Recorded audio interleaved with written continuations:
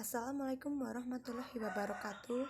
Saya Ira Ismawati dengan NIM 2021111371 dari Prodi Hukum Ekonomi Syariah kelas 2C. Saya akan membahas materi pengantar ushul fikih dengan judul Haul Sahabi. Definisi Haul Sahabi. Menurut ahli hadis, sahabat adalah setiap muslim yang melihat Rasulullah SAW sesaat. Menurut Sa'id bin Al-Masib, sahabat adalah orang yang tinggal bersama Nabi SAW 1 tahun atau 2 tahun bersamanya dan ikut serta dalam perang 1 atau 2 kali.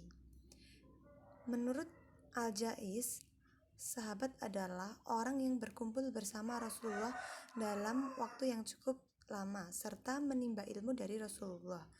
Menurut Ibnu Jamir, sahabat adalah setiap muslim yang bertemu Rasulullah SAW, beriman kepadanya dan meninggal dalam keadaan muslim. Contoh: Umar bin Khattab, Abdullah bin Mas'ud, Zaid bin Sabit, Abdullah bin Umar.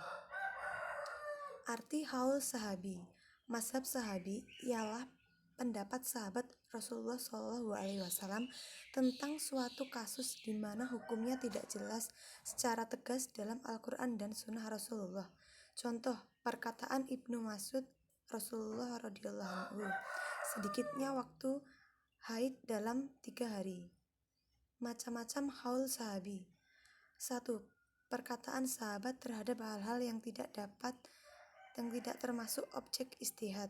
Dalam hal ini, para ulama semuanya sepakat bahwa perkataan sahabat bisa dijadikan hujjah, karena kemungkinan simak dari Nabi SAW sangat besar, sehingga perkataan sahabat dalam hal ini bisa termasuk dalam kategori al-sunnah, meskipun perkataan ini adalah hadis mahfuz. Contoh, perkataan ahli bahwa jumlah mahar yang sedikit maupun 10 dirham. 2. Perkataan sahabat yang disepakati oleh sahabat yang lain. Dalam hal ini, perkataan sahabat adalah hujjah karena termasuk dalam kategori ijma. Perkataan sahabat yang terbesar di antara para sahabat yang lainnya tidak diketahui dan ada sahabat yang mengingkarinya. Atau 4. Perkataan sahabat yang terbesar di antara para sahabat yang lainnya dan tidak diketahui para sahabat atau mengingkarinya atau menolaknya. Dalam hal ini pun bisa dijadikan hujjah karena ini merupakan ijma sukuti. Bagi mereka yang berpendapat bahwa ijma sukuti bisa dijadikan hujjah. Kehujahan qaul sahabi. 1. Mengatakan bahwa mazhab sahabi atau khulus sahabi dapat menjadi hujjah. Pendapat ini berasal dari Imam Maliki, Abu Bakar Ar-Razi, Abu Sa'id, sahabat Imam Abu Hanifah, begitu juga Imam Syafi'i dalam mazhab khodimnya, termasuk juga Imam Ahmad bin Hanbal dalam satu riwayat. Alasannya, sahabatku bagaikan bintang-bintang, siapa saja di antara mereka yang kamu ikuti pasti engkau mendapat petunjuk.